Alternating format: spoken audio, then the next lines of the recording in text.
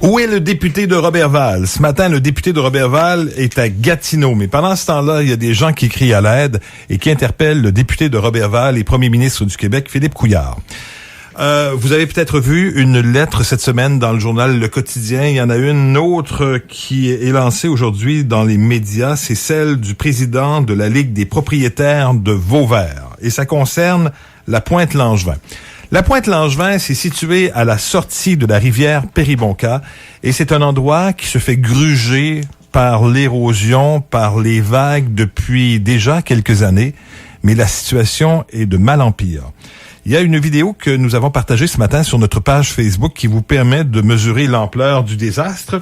Et on va en parler ce matin parce que ces gens-là sont un peu dans tous leurs états, dans le sens où tout le monde se lance la balle et ils n'ont pas de solution. Alors, Daniel Meury, le président de la Ligue des propriétaires de Vauvert.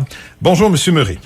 Bonjour, M. Arcan. Alors, ça fait des mois et des mois que vous souhaitez avoir de l'aide, que vous souhaitez avoir une solution, et malgré un nouveau comité là de citoyens là qui a été formé pour être les représentants des gens comme vous et moi qui avons une propriété sur le bord du lac, il y a toujours pas de solution de trouver. Rio Tinto dit qu'il est pas responsable de rien. Alors donc, vous êtes un peu désespéré. Bon, dans le dossier, on dirait que un peu tout le monde, ça passe la patate chaude.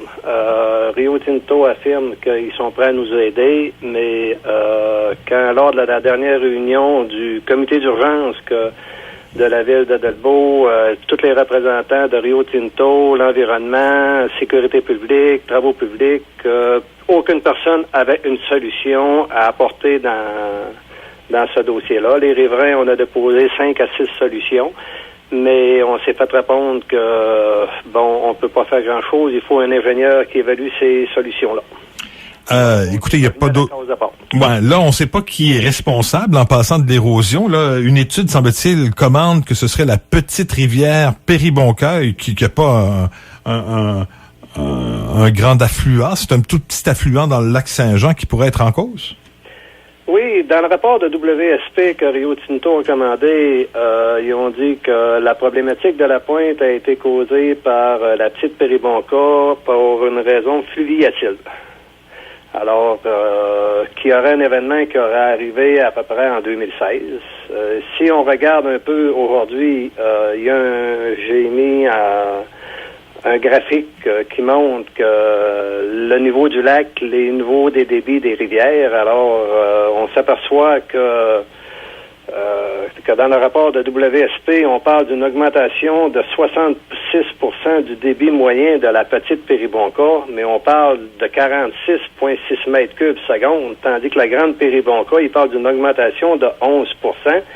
Qui est un débit de 704 mètres cubes seconde. Alors, l'écart est un peu plus que la moyenne du 66%. Vous savez que 49% du volume d'entrée d'eau dans le lac Saint-Jean provient de la Péribonka, de la grande Péribonka, et seulement un tiers de 1% provient de la petite Péribonka. Comment voulez-vous que la pointe ne soit pas affectée par le fond et comment accuser que les dommages proviennent de la petite Péribonka? C'est inconcevable. Bon, dites-moi une chose. Parmi les solutions que vous avez proposées, vous, c'est quoi? C'est de faire de l'empierrement tout le tour de la pointe pour éviter que ça se gruge? Oui, on a apporté comme solution de remettre du rechargement. Alors, Rio Tinto nous ont dit que le sol est trop instable. On a parlé de refaire du dragage, comme dans les années 80. Alors là, c'est l'environnement qui veut pas. Qui peut pas. Mm-hmm.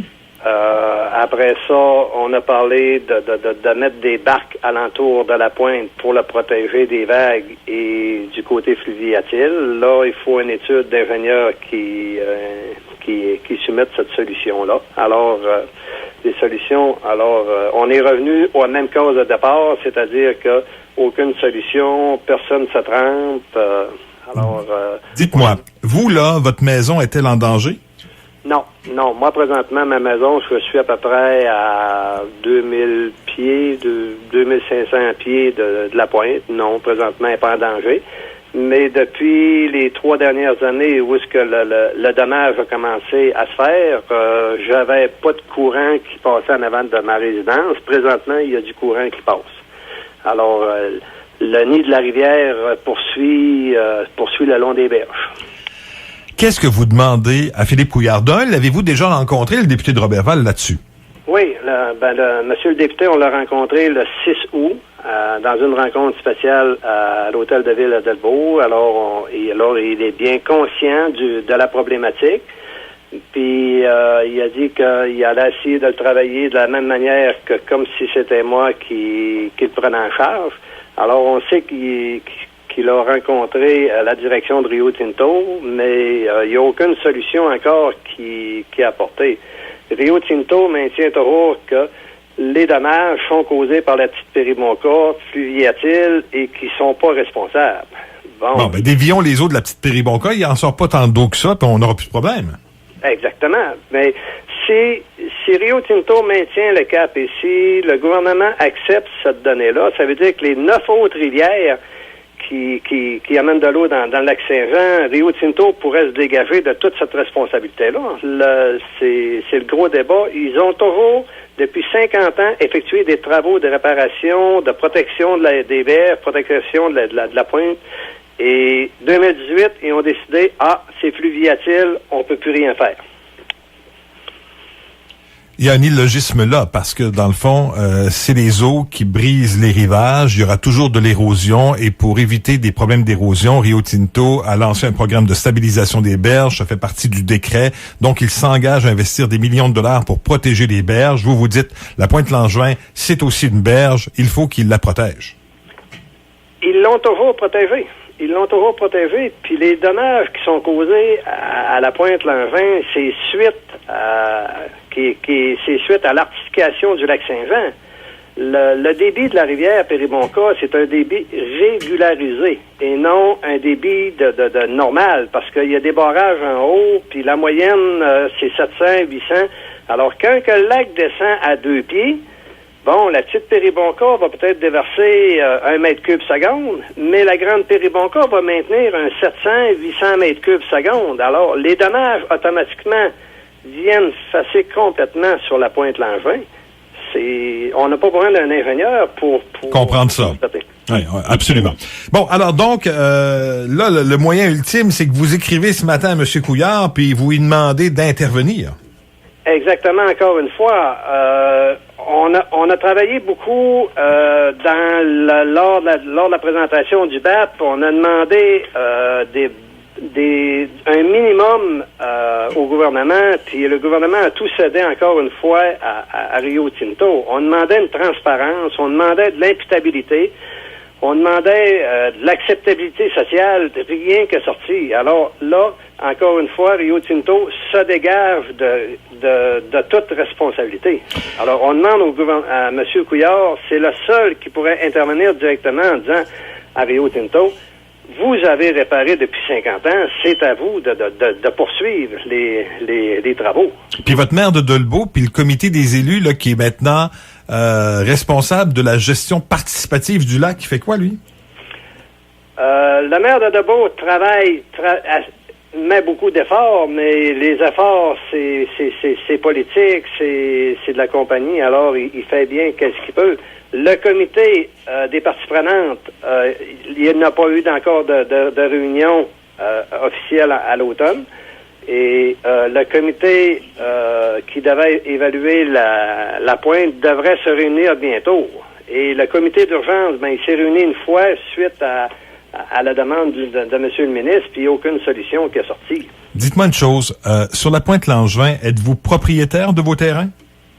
À la toute la pointe au complet, chaque riverain est propriétaire de son terrain. Ouf. Mais les droits de baignage ont été cédés dans les années 1926, alors ils peuvent nous inonder et automatiquement deviennent non responsables selon le décret. Et là, dans le fond, ils vous minent votre terrain, fait que vous perdez du terrain, ça fait que vous perdez de la valeur. Puis tous les riverains qui perdent du terrain, Rio Tinto ne sont pas obligés de leur remettre. Alors, si, exemple, vous avez 100 pieds de terrain, vous en perdez 20 pieds, alors dans les années passées, ils venaient réparer, mais vous étiez plus rien qu'à 80 pieds de terrain au lieu de 100 pieds. J'espère que le député va entendre votre message. Merci, M. Murray, de nous avoir expliqué le problème. avant de terminer, je voudrais juste rappeler que le slogan du Parti libéral dans cette prochaine campagne, c'est comme objectif principal, c'est de faciliter la vie des Québécoises et des Québécois.